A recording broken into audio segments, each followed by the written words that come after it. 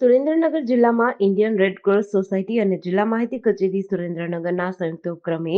વિધાનસભાના નાયબ મુખ્ય દંડક જગદીશભાઈ મકવાણાની પ્રેરક ઉપસ્થિતિમાં મીડિયાકર્મીઓ માટે નિઃશુલ્ક health checkup campaign Indian Red Cross society Surendranagar ખાતે યોજાયો હતો. આ તકે નાયબ મુખ્ય દંડક જગદીશભાઈ મકવાણાએ મીડિયાકર્મીઓને તેઓની કામગીરી બદલ અભિનંદન પાઠવતા જણાવ્યું હતું કે લોકો સુધી સમયસર અને સચોટ સમાચાર પહોંચાડવા માટે મીડિયાકર્મીઓ દિવસ રાત ફરજ બજાવતા હોય છે. ત્યારે સંવેદનશીલ રાજ્ય સરકાર દ્વારા તેમના આરોગ્યની સંભાળ લેવા માટે રાજ્યમાં હેલ્થ ચેકઅપ કેમ્પનું આયોજન કરવામાં આવ્યું હતું. પત્રકારત્વ એ લોકશાહીનો ચોથો સ્તંભ છે. લોકશાહી અકબંધ રહે અને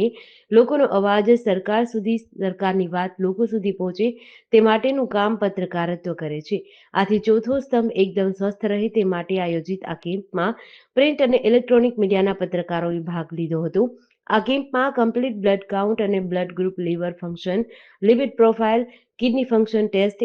uric acid, calcium, hormonal test, vitamin B12, vitamin D, diabetic marker, 50 વર્ષથી ઉપરના પુરુષો માટે પ્રોસ્ટેટ ટેસ્ટ, 35 વર્ષથી મોટી ઉંમરના પુરુષો માટે એક્સ-રે ટેસ્ટ વગેરે યોજવામાં આવ્યું હતું. આજે સુરેન્દ્રનગર ખાતે ગુજરાત સરકાર અને ગુજરાત ઇન્ડિયન રેડ ક્રોસ સોસાયટીના સંયુક્ત ઉપક્રમે આ સુરેન્દ્રનગર જિલ્લાના જે મીડિયા કર્મીઓ માટે ફિટ ઇન્ડિયા, ફિટ મીડિયા એ બધાનું આરોગ્ય સારું રહે અને આરોગ્યની એમના હેલ્થનું ચેકઅપ થાય, ચકાસણી થાય ને જો કોઈ નાની મોટી તકલીફ હોય તો એને અહીંથી સુરેન્દ્રનગર લેવલે થતો હોય તો ત્યાં અને બાકી અમદાવાદ પણ મોકલી અને એને સંપૂર્ણ સારવાર ફ્રી ઓફમાં થાય એ પ્રકારનો આજે હેલ્થ ચેકઅપનો કાર્યક્રમ એ સુરેન્દ્રનગર ખાતે અમારા ગુજરાત સરકારના માહિતી વિભાગ અને સુરેન્દ્રનગર જિલ્લાના પત્રકારત્વ ક્ષેત્રના